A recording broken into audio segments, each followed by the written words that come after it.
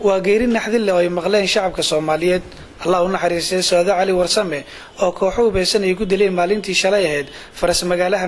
مقدشو سعادة علي ورسمه وحي كمي تهي فنانين تسيد وين كلو يقانو جودهان دلك الصومالية وحي نسيده كلا كمي دهيد بارلمان كصوماليا تاريخ فنانة عان كاي سعادة علي ورسمه هل كان لقوم سو كوبي كرو لكن وحي دور مهم كقادتي نبض الصوماليا وحي نسيده كلا هيد قف فنان ومقعي ولي ماموس كدحله شعب كصوماليات سعادة وحي فنك كسو بيرتي كون سجال بقول أفري تضباطنكي وحينا كل بيرتي كوحدة هو ولا دوبري وحينا لا soo shaqeysay habla iyo wali barag intaba saado waxa lagu xasuustaa Allah u naxariistay heeso nabadeed wixii ka dambeeyay burburkii ka dhacay gudaha dalka Soomaaliya waxayna heesahaasi ku muujin jirtay macaanida nabadda dalkayga waan jeclahay dadkayga waan jeclahay xumaanta waan la dirirayaa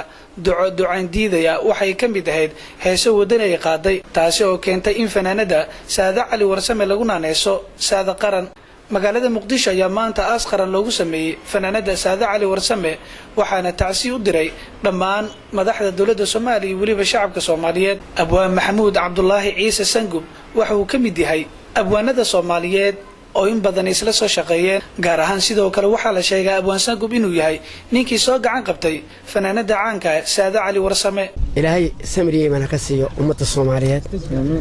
samriyeeman Allah ka siiyo saada wada taqaaneen gabadh wadani ay ahayd oo gabdhaha qaarkood u bareerin halkay u bareedo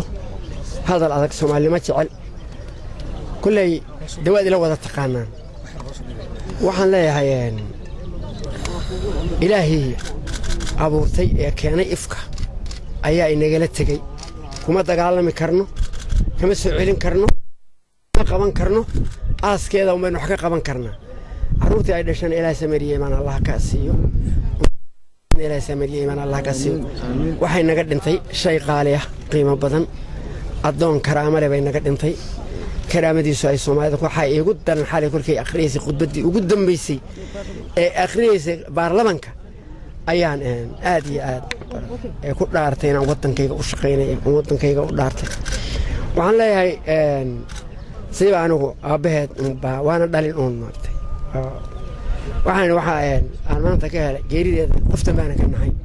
wax kasta hatay dhacaan meeshii baa i bogsatay مثلا dadka ku nixi jiray si aan uga dambeeyay wallahi karan maayo way iga ma go'ayso ma samayn karayo waxba ma samayn karayo ummadda Soomaaliyeed waxaan leeyahay ilaahay samir iimaan hadin ka sii